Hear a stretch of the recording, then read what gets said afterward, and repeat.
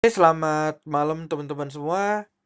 Kembali lagi sama aku David dari CryptoFems dan di video kali ini kita akan membahas tentang apa itu DeFi.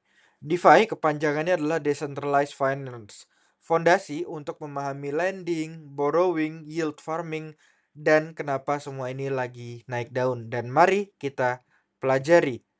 DeFi itu apa sih sebenarnya? Teman-teman bayangin layanan keuangan seperti nabung, minjem, investasi yang biasa kita lakukan di bank tradisional. Di DeFi kita lakukan semua itu tanpa bank, tanpa kantor, dan tanpa izin dari siapapun. Kalau teman-teman masih belum paham, kita analogikan seperti sistem keuangan CeFi. Ketika teman-teman pergi ke bank untuk minjam uang, teman-teman harus ngantri dulu, teman-teman ngisi formulir, nunggu persetujuan CS, belum tentu di ACC. Bedanya kalau DeFi, teman-teman langsung ketemu sama mesin pinjam otomatis yang ada di blockchain, dan mesin ini berjalan 24 jam, tidak pernah tutup, dan nggak peduli identitas kalian. Aturannya juga sangat transparan dan semua orang bisa ngelihat kodenya. Dan definisi simpelnya kalau teman-teman belum paham, DeFi itu ekosistem aplikasi keuangan yang berjalan di atas blockchain, dijalankan oleh smart contract tanpa perantara pusat. Smart contract ini udah kita bahas di video sebelumnya. Nah, sekarang kita bahas terkait CeFi bandingkan dengan DeFi. Ketika ada sesuatu yang baru, bukan berarti sesuatu itu lebih baik. Keduanya itu memiliki trade-off yang penting teman-teman tahu bedanya. CeFi butuh KYC, jam operasionalnya terbatas karena ngikutin jam kantor, kalau libur ya libur. Kemudian aset dikontrol sama perusahaan, regulasinya jelas, ada perlindungan konsumen. Jadi teman-teman kalau misalnya di CeFi nggak perlu terlalu takut. Kalau misalnya perusahaannya hancur atau banknya kolaps, itu biasanya ada lembaga penjamin untuk menjamin deposito tabungan kalian. Ada customer service juga buat dihubungi kalau teman-teman ada masalah. Dan ini contohnya seperti bank yang saat ini beroperasi. Dan DeFi itu decentralized finance. Ini bisa diakses siapapun selama teman-teman memiliki wallet, berjalan 24 jam, 7 hari berturut-turut tanpa jeda, dan teman-teman yang pegang private key dan teman-teman yang pegang aset. Sayangnya regulasinya ini masih abu-abu. Jadi kesemisal teman-teman menaruh uang di DeFi, kemudian amit-amit DeFi protokolnya hancur, kemungkinan besar teman-teman untuk mendapatkan uangnya kembali itu sangat kecil. Kemudian di DeFi itu belum ada CS, teman-teman. Kalau teman-teman salah kirim, teman-teman misalnya kalau di CeFi teman-teman salah ngirim nominal ke rekening apa, itu teman-teman bisa minta CS buat paling tidak ngembalin sedikit atau banyak hal yang bisa dilakukan. Kalau di DeFi teman-teman salah address, itu artinya teman-teman udah kehilangan uang itu selamanya dan uang itu masuk ke address yang teman-teman udah salah kirim. Kemudian contoh DeFi ini apa? Itu ada Uniswap, AAV, ini semua di blockchain Ethereum. Kemudian kita bahas terkait 6 pilar utama DeFi. Dan mari kita lihat pilar-pilarnya. Pertama, DEX.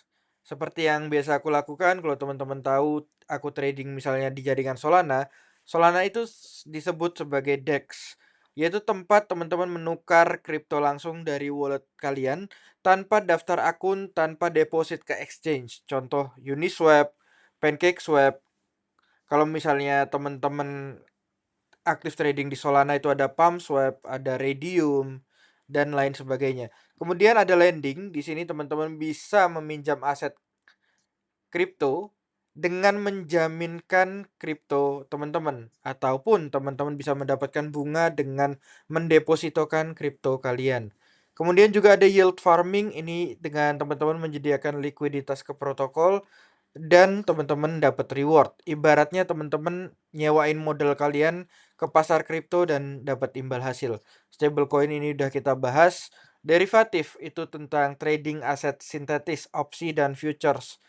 Semua di atas blockchain, level advance dan risiko tinggi. Bahkan sekarang kita bisa investasi saham secara kertas melalui protokol-protokol di kripto. Dan governance ini kayak pemilu, teman-teman. Bisa contoh ya, ini lebih kayak kita misalnya pemilik saham, kita pengen melakukan hak suara terkait pemilihan direksi atau pemilihan keputusan yang akan dipilih sama perusahaan selanjutnya. Dengan adanya governance ini kita bisa untuk melakukan hak pilih. Tergantung berapa banyak kripto yang teman-teman miliki. Nah, cara kerja lending di DeFi itu gimana? Ini yang paling bikin orang penasaran. Gimana sih cara pinjam duit tanpa ngobrol sama siapapun? Pertama, teman-teman sebagai lender atau pemilik dana mendeposit Ethereum kalian ke dalam pool. Kemudian smart contract akan berjalan secara otomatis dan duitnya teman-teman sebagai depositor akan diberikan kepada orang-orang yang ingin meminjam. Dan sebagai lender teman-teman dapat bunga 3 sampai 8% biasanya APY tergantung DeFi protokol yang teman-teman gunakan. Dan borrower itu kasih pinjaman jaminan kolateral lebih dari 150%. Nah, mungkin teman-teman bingung ya kalau misalnya kita punya kayak Bitcoin, punya Ethereum, kenapa nggak kita jual aja daripada kita ngutangin Ethereum yang kita miliki? Jawabannya adalah ketika teman-teman udah punya Ethereum atau Bitcoin di harga murah, misalnya teman-teman udah punya Bitcoin dulu beli di $1.000 atau di $10.000, kemudian teman-teman naik ke $100.000 dan teman-teman masih yakin itu bisa naik ke $1 juta dan teman-teman nggak ikhlas buat menjual Bitcoinnya, teman-teman menjaminkan Bitcoinnya dan menggunakan uang itu biasanya untuk kebutuhan harian atau teman-teman ada aset yang ingin teman-teman investasikan jadi diversifikasi tanpa takut kehilangan kriptonya. Nah, simulasi yield ini aku udah bikinin simulasi yieldnya, teman-teman yang misalnya join CryptoFams Private bisa menggunakan fasilitas ini. Nih, misalnya modalnya berapa? Modalnya 17.000 atau 18.000 lah kita buletin atau 20.000 lah lebih enak ya. Kita buletin di 20.000 lebih 100. Nah, estimasi hasil bunga yang didapat bisa mencapai $2.549. Ini jika APY-nya 12%.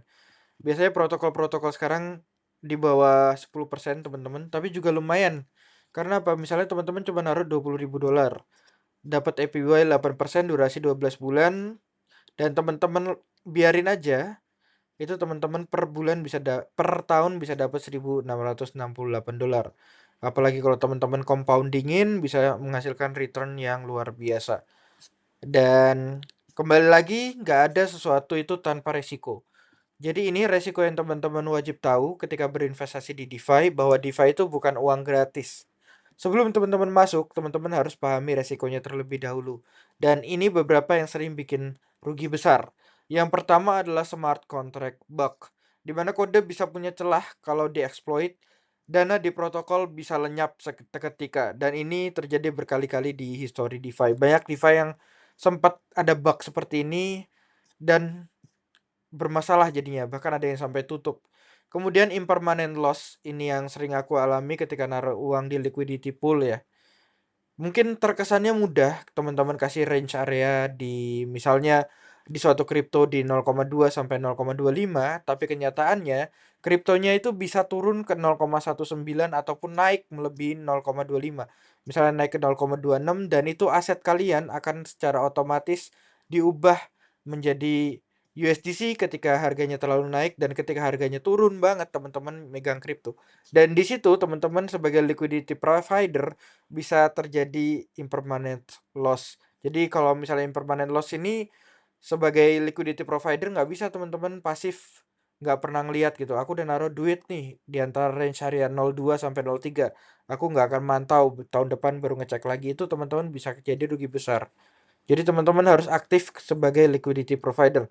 Kemudian ada resiko liquidation. Kalau harga kolateral kalian turun di bawah threshold, posisi kalian akan otomatis dilikuidasi. Makanya kalau teman-teman misalnya dicek Spoon, itu juga ada buat ngeloan kripto yang kalian miliki, pastikan LTV itu aman teman-teman. Kalau bisa cuman di bawah 30% sehingga asetnya kalau misalnya turun dalam pun teman-teman masih ada strategi buat menutup margin tersebut. Kemudian ada resiko rug pull, tentu aja developer bisa bawa kabur dana kalian dari protokol baru dan ada gas fee yang tinggi di Ethereum seperti biasa. Kalau teman-teman peminat Ethereum itu gas fee-nya lumayan, apalagi kalau network-nya lagi rame banget, itu bisa bikin teman-teman ya lumayan rugi sedikit lah, karena dulu bahkan ngirim itu butuh 500.000 buat ngirim dari wallet A ke wallet B. Kemudian regulasi di Indonesia, OJK belum punya aturan spesifik terkait DeFi. Status abu-abu ini bisa berubah-berubah, jadi teman-teman harus ikuti regulasi yang terbaru. Dan ingat teman-teman, kalau DeFi itu duit teman-teman tidak ditanggung oleh siapapun. Jadi kalau misalnya ada hal buruk yang terjadi, kemungkinan besar duitnya teman-teman hilang. Ini juga ada quiz buat teman-teman yang private, bisa menjawab pertanyaan-pertanyaan ini. Kalau misalnya teman-teman udah paham betul materinya, seharusnya teman-teman bisa menjawab semuanya. Dan oke, teman-teman udah paham fondasinya, DeFi itu masih terus berkembang, teman-teman. Jadi yang paling penting mulai dari kecil, mulai dari pemula seperti kalian harus selalu pahami resikonya, jangan asal investasi kemanapun, dan ingat selalu Dior sebelum memasuki protokol apapun. Dan semua omonganku ini not financial advice. Di sini bukan ajakan jual membeli, aku hanya sharing terkait pengalamanku pribadi dalam berinvestasi di kripto. Sekian dulu dari aku, sampai jumpa di video selanjutnya.